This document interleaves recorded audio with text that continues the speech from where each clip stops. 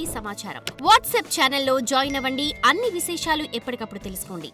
శ్రీరామ రామ రామేతి రమే రామే మనోరమే సహస్రనామ తత్తుల్యం రామనామ వరాననే.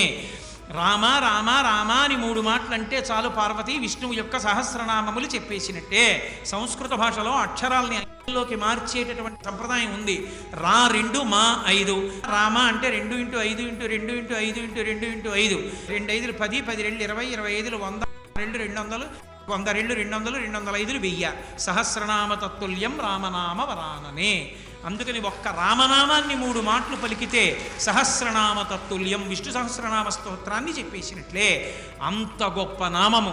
ఆ నామాన్ని ఎలా పలకచ్చు అని అడిగారు. బిడ్డ పేరు పెట్టి పిలిచిననైనా, ఏదో ఎకసక్కంబునకైన పద్య గద్య గీత భావార్థములనైన కమలనయను పిలువ కలుష హరము.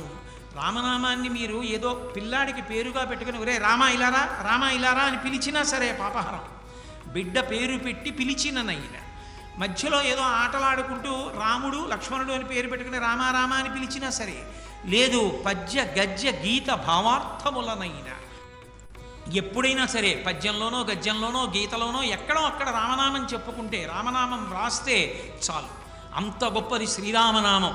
లోకంలో తారకము అన్న మాట రెండిటికే వర్తిస్తుంది. ఒకటి ప్రణవం, ఒకటి రామనామం. రామనామం చెప్తూ శరీరం ఎవడి విడిచిపెట్టేస్తాడో వాడు తారకం, అంటే సంసారమును దాటిపోతాడు, మోక్షానికి వెళ్ళిపోతాడు. రామనామము అంత గొప్ప నామము. ఆ నామము నుంచారు. అందుకే పోతన గారు అంటారు భాగవతంలో, ఏదో ఆ నామము ఎంత గొప్పది అంటే, కూలిన చోట, కొట్టబడి కుండిన చోట, మహాజ్వరాదులన్ ప్రిలిన చోట, సర్పముఖ పీడలు పొందిన చోట, ఆర్తులై తూలిన చోట, విష్ణు భవదూరిని పేర్కొనిరేని పైన అక్కాలుని యతనావితతి పొందరు పూనరు దుఃఖభావములంటారు.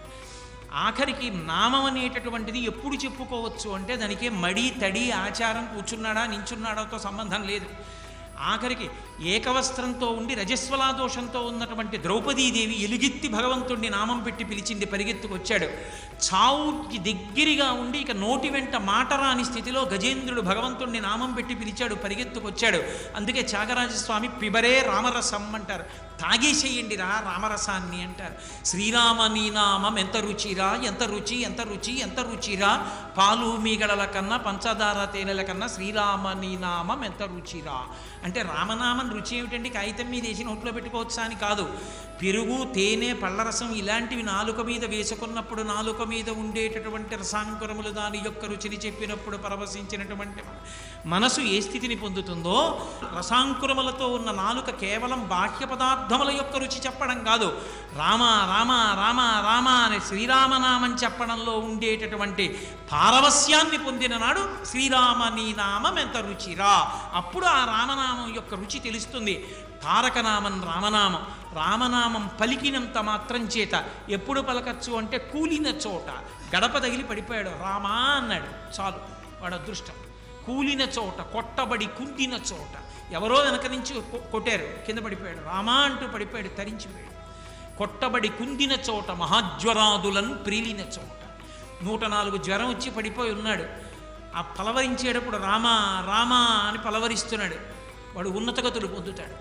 మహాజ్వరాదులను ప్రీలిన చోట, సర్పముఖ పీడలు పొందిన చోట. అలా వెళ్ళిపోతుంటే బొస్సున పాము వచ్చి పడగెప్పింది, శ్రీరామ శ్రీరామ శ్రీరామ అన్నాడు. వాడు తరిస్తాడు, రక్షింపబడతాడు.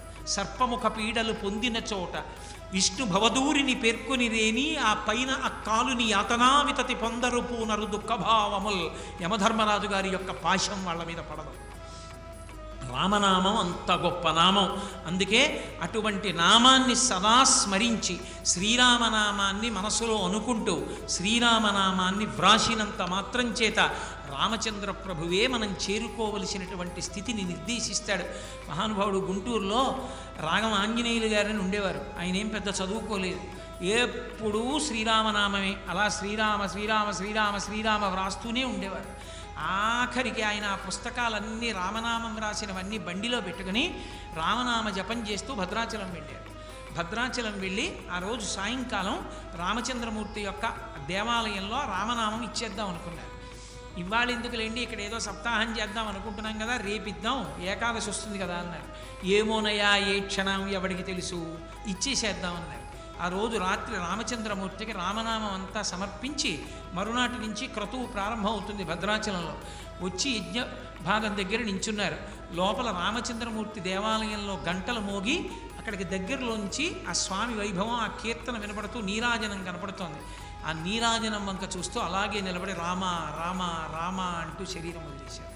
ఆయన తన పెళ్లికి కూడా మంగళతోరణాలు కట్టద్దు అని మావిడాకులు కట్టించకుండా తన స్నేహితులతో రామనామం కాగితాల మీద వ్రాయించి రామనామాన్నే తోరణాలుగా కట్టించుకున్నారు.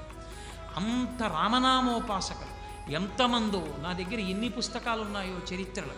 కపవాత పైత్యాలు కప్పేసి ఇంకా చచ్చిపోతాడన్న వాళ్ళు ఎలాగో చచ్చిపోతానని రామనామం రాసుకుని బతికేసి భద్రాచలం వెళ్ళి సమర్పించి తర్వాత పెళ్లి చేసుకుని భార్యా పిల్లలతో సుఖంగా ఉన్నవాళ్ళు కూడా ఉన్నారు. రామనామం అంత గొప్ప నామం. శ్రీరామనామం రాయడం, శ్రీరామనామం పలకడం అంత గొప్పది.